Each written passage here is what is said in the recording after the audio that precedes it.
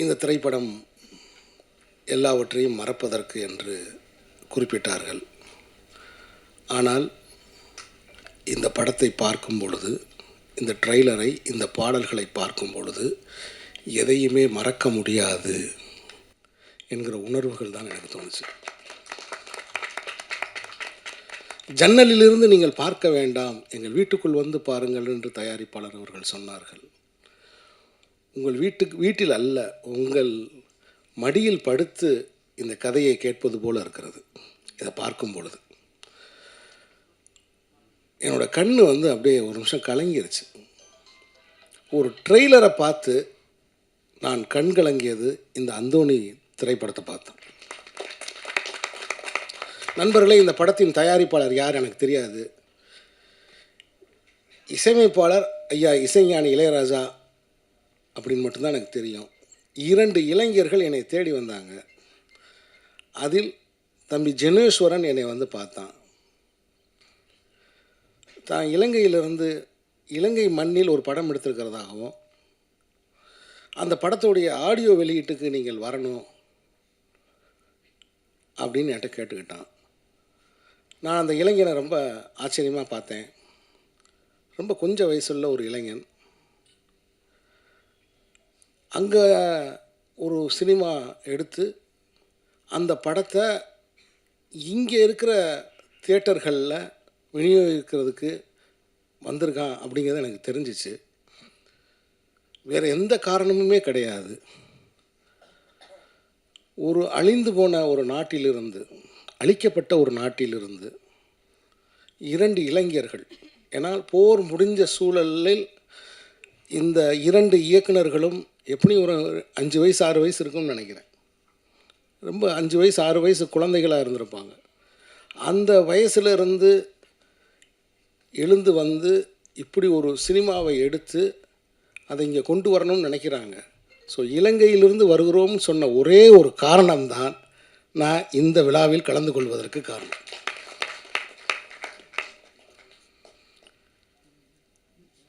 இசைஞானி இளையராஜா அவர்கள் இந்த படத்துக்கு இசை என்று சொன்னார்கள். எனக்கு என்னவோ அவர் ஆசீர்வாதம் பண்ணியிருக்காருன்னு நினைக்கிறேன். இசையமைச்சிருக்காருன்னு சொல்கிறத விட ஹி பிளஸ்டு அப்படின்னு தான் நான் சொல்கிறேன். ஒவ்வொரு அந்த பாட்டு, அந்த ட்ரெய்லருக்கு போடப்பட்ட அந்த பின்னணி இசை, அதை பார்க்கும்போது என்னோடய உள்ளுணர்வு அதுதான் சொல்லுச்சு. ஒரு நாடு சிதிலமான பிறகு, சிதைஞ்ச பிறகு, அதுக்கு பிறகு அங்கே ஒரு வாழ்க்கை எப்பயுமே, நீங்கள் உலக நாடுகள் எந்த நாடுகள்லையும் எடுத்துக்கோங்க, போர் முடிந்த பிறகு அல்லது போர் முடிந்ததாக அறிவிக்கப்பட்ட பிறகு அந்த நாட்டில்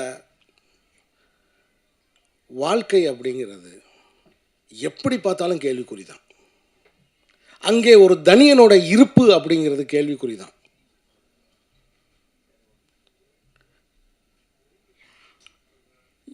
எப்போ வேணாலும் யார் வேணாலும் எதற்காக வேணாலும் கேள்வி கேட்பார் இல்லாமல் கைது செய்யப்படலாம் அப்படிங்கிற ஒரு வாழ்க்கை அதன் பிறகு அங்கே எப்போவுமே இருந்துக்கிட்டே இருக்கும். ஒரு அச்சம் எப்போ வேணாலும் இருந்துக்கிட்டே இருக்கும்.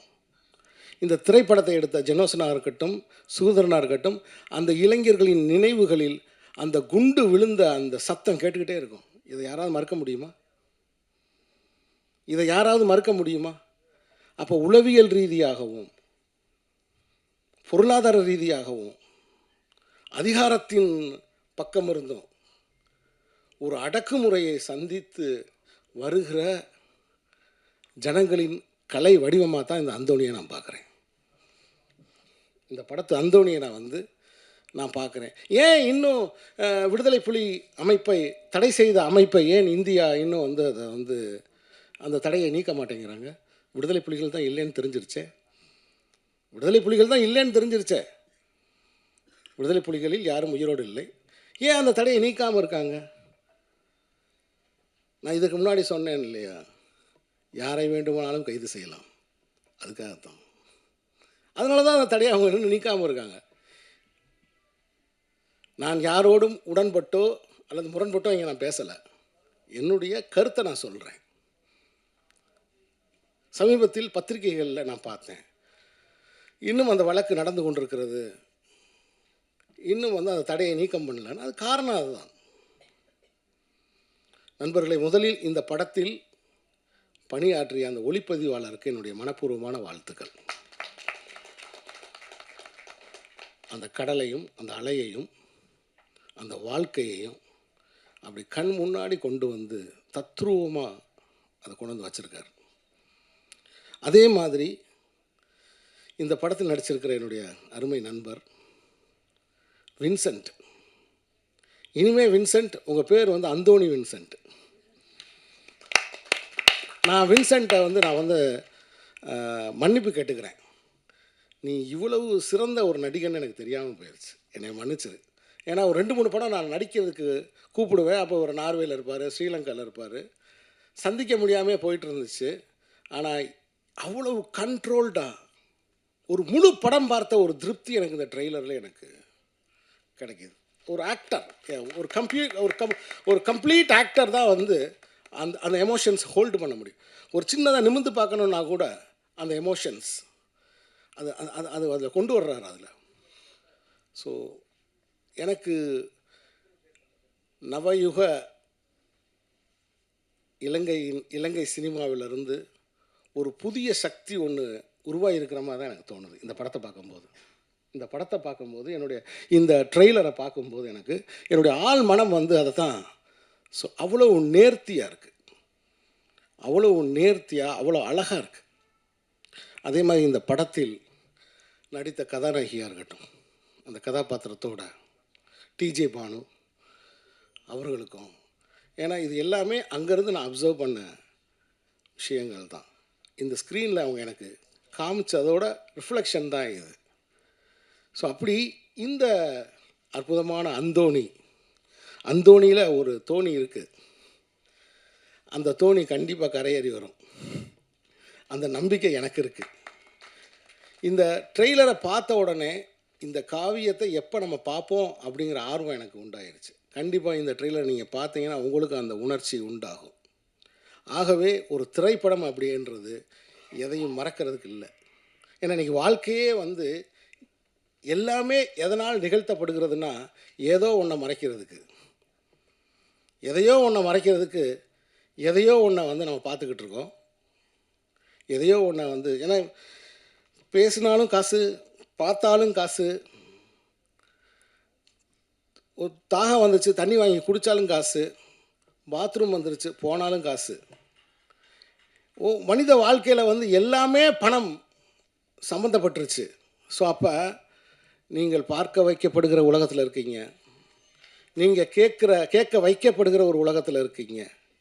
ஒட்டுமொத்த மனித வாழ்க்கையை அபிப்பிராயங்களை உருவாக்குவதும் அபிப்பிராயங்களை அழிக்கிறதையும் வேடிக்கை பார்க்கறதில் கொண்டு வந்து வச்சுட்டானுங்க. இதுதான் இன்னைக்கு இருக்கிற உலகம். ஸோ அப்படி இருக்கிற உலகத்தில் ஈழத்து மக்களை, அவருடைய வாழ்வியலை உயிரோட்டமாக, போருக்கு பின்னான அந்த வாழ்க்கையை, அவர்களுக்குள்ளே இருக்கக்கூடிய பரிதவிப்பை காட்டுகிற இந்த அந்தோணி திரைப்படம் மாபெரும் வெற்றியடையும் அப்படிங்கிறது என்னுடைய கருத்து. இந்த வெற்றிக்கு பத்திரிகையாளர்களாகிய நீங்கள் உறுதுணை இருக்க வேண்டும். எனக்கு அந்த நீர்ப்பறவை காலங்கள் ஞாபகத்துக்கு, தேவராஜ் இருக்கார், நீர்ப்பறவை காலங்கள் எனக்கு ஞாபகத்துக்கு வந்துச்சு. இந்த படத்தை நீங்கள் சுமந்து கொண்டு போய் மக்கள்கிட்ட சேர்க்கணும். ஒவ்வொரு சிறிய படத்துக்கும் ஒரு எழுத்தாளனுக்கு பத்திரிகையாளர் தான் துணை, வேறு யாருமே கிடையாது. அந்த இளைஞர்கள் எடுத்த இந்த படத்தை, அந்தோணிங்கிற படத்தை மக்கள் மன்றத்துக்கு கொண்டு போய் சேர்க்கணும். இதோடைய தயாரிப்பாளருக்கு, அவர் பேர் என்ன சொன்னீங்க, ரமணன், தயாரிப்பாளர் ரமணன் அவர்களுக்கு என்னுடைய இதயபூர்வமான வாழ்த்துக்களை தெரிவித்துக் கொள்கிறேன். ஒரு தரமான படத்தை நீங்கள் எடுத்ததுக்கு. படத்தின் இசையமைப்பாளர்களுக்கு என்னுடைய இதயபூர்வமான வாழ்த்துக்கள். இப்படி ஒரு இசையை தந்ததுக்கு நன்றி, வணக்கம். Thank you sir, thank you, beautifully set. அடுத்தபடியாக சார் சொன்ன மாதிரி தான் ஒரு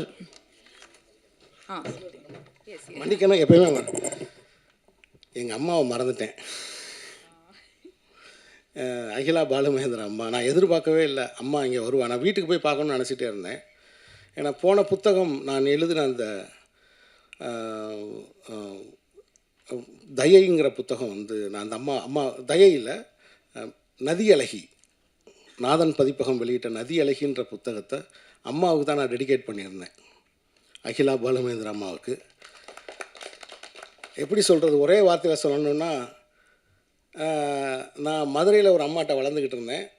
சென்னைக்கு வந்ததும் அந்த அம்மாட்ட வந்துட்டேன் நான். எனக்கு இன்னும் என் அடி வயிற்றில் வந்து அம்மா எனக்கு போட்ட சாப்பாடு சூடாக இருக்குது. அகிலா பாலுமகேந்திரன் அம்மா எனக்கு போட்ட சாப்பாடு இன்னும் என் அடி வயிற்றில் சூடாக இருக்குது.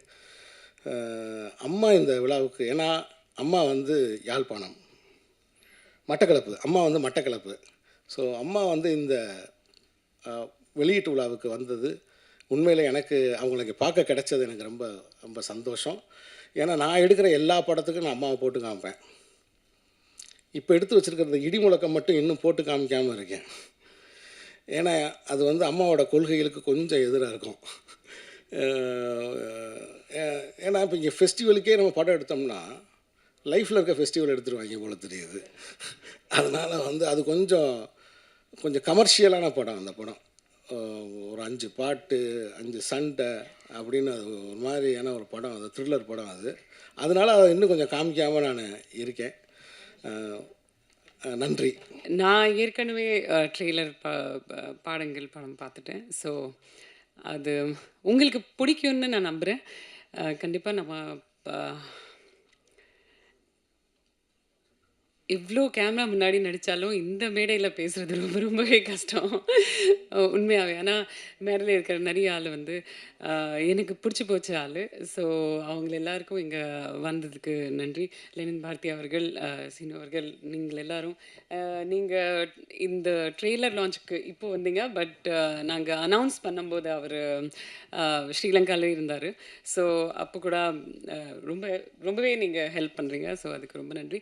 இந்த படத்தை பண்ணும்போது வந்து நாங்கள் எல்லாரும் இப்போது ட்ரெய்லரில் இருக்கோம், சினிமாவில் இருக்கோம்.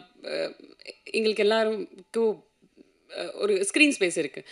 பட் அந்த ஊர் மக்கள், அங்கே இருக்கிற ஃபிஷர்மேன், அவங்களெல்லாம் வந்து ஒரு இது ஸ்ரீலங்காவோட ராஜா ஹரிஷ்சந்திர மாதிரி ஃபீல் பண்ணாங்க. அவங்க வந்து அந்த ஊர் மக்கள் வந்து எல்லாருக்கும் ஹெல்ப் பண்ணி, குட்டி குட்டி பசங்கள் வந்து கூப்பிடுறதுக்கு ஒரு ஈடி இல்லாத அந்த குட்டி பசங்க வந்து இப்போது ஒரு சின்ன ஈடி, அந்த மாதிரி நிறைய மக்கள் வந்து அப்படியே ஹெல்ப் பண்ணாங்க. சாப்பாடு கொடுக்குறதுக்கு, பாத்ரூம் கொடுக்குறதுக்கு, நிறைய திங்ஸ் பண்ணுறதுக்கு. ஸோ இது வந்து அவங்களோட ஒரு ராஜா ஹரிஷ்சந்திர மாதிரி ஃபீல் பண்ணி இந்த படத்தை வந்து பாருங்கள், தியேட்டருக்கு வாங்க. அது மட்டும் தான் சொல்ல முடியும். போதும். நன்றி. I think everybody did a great performance. What else I can say? Thank you. நான் 8 வயசில் எங்கள் அம்மாட்ட ₹1 ₹2 திருடி சினிமா பார்க்க வழிகிட்டு சூப்பர் ஸ்டாரோட ஆடு புலி ஆட்டம் படம் பார்த்துட்டு அவரோட பெரிய ஃபேன் ஆகி அவரோட போஸ்டர் பார்த்துட்டு எங்கள் ஊரில் ஒரு மினி தியேட்டர் இருக்குது. அந்த மினி தியேட்டரில் ஒரு போஸ்டர் பார்த்துட்டு இப்படி ஒரு போஸ்டரில் நான் இருக்கணும்னு ஆசைப்பட்டேன்னா, அதுக்கப்புறம் எனக்கு அந்த கனவு எப்படி அதை கொண்டு செலுத்துறது, அதை எப்படி பார்க்குறதுலாம் எனக்கு தெரியவே தெரியாது. அப்புறம் போர் சூழ்நிலை வந்துட்டு இடம்பெயர்ந்து குடும்பத்தோட நார்வே நாட்டில் போய் குடியேறினேன். அங்கே போய்ட்டு 16 வயசில் ஒரு வெள்ளைக்கார நாட்டுக்கு போனால் எப்படி வாழ்ந்துருப்பேன்னு தெரியும் உங்களுக்கெல்லாம். நல்லா ஃப்ரீயாக, எவ்வளோ ஃப்ரீயாக வாழ முடியும் அவ்வளோ ஃப்ரீயாக சந்தோஷமாக வாழ்ந்தேன்.